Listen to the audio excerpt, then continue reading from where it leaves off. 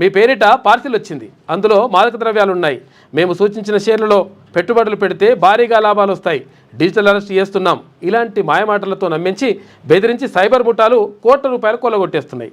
ఈ మోసాలు వెనుకున్నది చైనా సిండికేట్లని చెప్పేసి, ఈ చైనా వాడు ఏదైనా కానీ చైనా అంటాడు వీడు, మొత్తం మోసం ఇదంతా. ఎందుకంటే గుండు పిన్ అంటే చైనా అంటాడు, బాంబు అంటే చైనా అంటాడు, ఏదైనా చైనా అంటాడు, అందుకే వాడు చైనా వాడు అయినట్టు. మొత్తం మీద ఏంటంటే అసలు యాక్చువల్గా ఈ సైబర్ నేరాలతోటి అంటే రకరకాలుగా నమ్మించడం, తర్వాత మీరు పెట్టుబడి పెట్టండి మీ డబుల్ అయిపోతాయి, మీ త్రిబుల్ అయిపోతాయి అంటే వీళ్ళు ఆశతోటి కొంతమంది ఏం చేస్తుంటారంటే ఆడేడు అప్పులు తెచ్చి కూడా, కొంతమంది ఏం చేస్తుంటారంటే వీళ్ళు కుటుంబ సభ్యుల్లో ఉన్నటువంటి ఎవరైతే ఆడవాళ్ళు ఉంటారో భర్తకు తెలియకుండా కూడా కొన్ని అప్పులు తీసుకొచ్చేసి ఇక్కడ సైబర్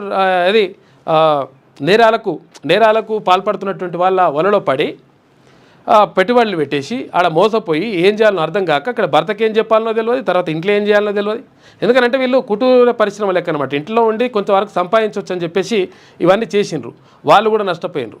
కొంతమంది ఎవరు ఇంట్లో మోసపోయేటోళ్ళందరూ కూడా సైబర్ నేరాల్లో మోసపోయేటోళ్ళందరూ కూడా చదువురాని వాళ్ళు ఏం కాదు, తెలివి తక్కువ వాళ్ళు ఏం కాదు, మంచిగా తెలివి కల్లోళ్ళే, తర్వాత చదువు వచ్చిన వాళ్ళే, తర్వాత అంతో ఇంతో దీనిపైన అంటే ఈ కంప్యూటరు తర్వాత ఈ విషయాలపైన అవగాహన ఉన్నోళ్ళే, కానీ మోసపోతూ ఉన్నారు.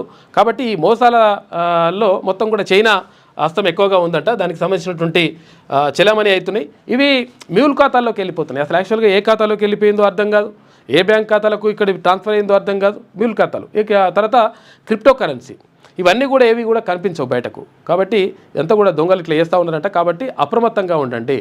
మీకు ఇది వచ్చింది అది వచ్చింది, ఇవన్నీ ఏది డిజిటల్ అరెస్ట్ చేస్తున్నాం, ఈ అరెస్ట్ చేస్తున్నాం అంటే అవంతా కూడా మోసం అని చెప్పేసి గ్రహిస్తే మంచిగా ఉంటుంది.